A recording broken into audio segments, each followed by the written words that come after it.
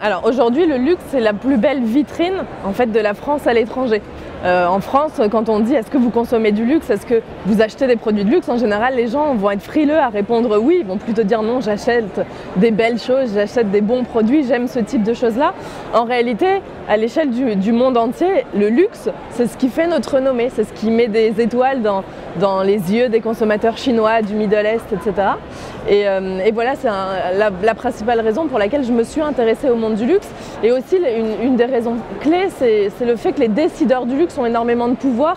Quand un acteur du luxe prend une décision, quand il décide par exemple d'arrêter de consommer de la fourrure, finalement c'est une décision qui va être observée, critiquée, dupliquée, analysée et elle a un pouvoir, elle a une influence sur toutes les strates de la société. Donc je pensais qu'il était de notre devoir, à notre petite mesure, de réfléchir avec eux à imaginer en fait les luxes de demain.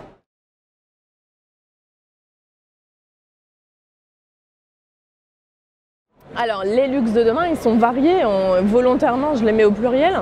Déjà parce que quand on parle du luxe, on parle de plein de secteurs, donc c'est difficile de standardiser un peu la réflexion.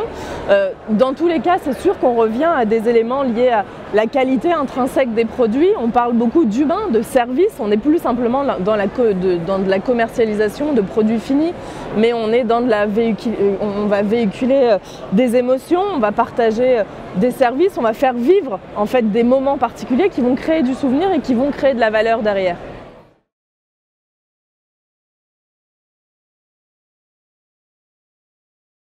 France is beautiful en France et à l'étranger aussi, je pense que c'est important de l'avoir en tête, c'est important aussi de savoir valoriser et recréer de la désirabilité autour de nos savoir-faire qui créent de la volonté, qui donne envie de consommer en fait nos produits à travers le monde et qu'on a tendance un peu à mettre sous le tapis et à oublier. Je pense que c'est sur ces sujets qu'il faut investir aussi pour rester justement pionnier et garder notre avance à l'échelle mondiale.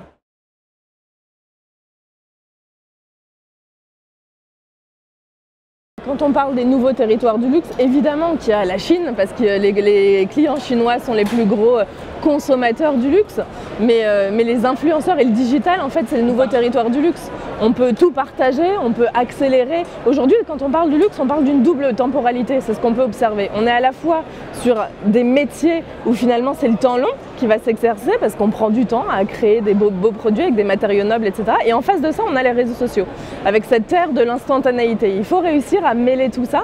Les influenceurs sont des personnes humaines qui permettent notamment de faire le lien entre les deux et d'expliquer les choses, de venir en backstage. Donc clairement, ils ont un rôle à jouer qui est important aujourd'hui.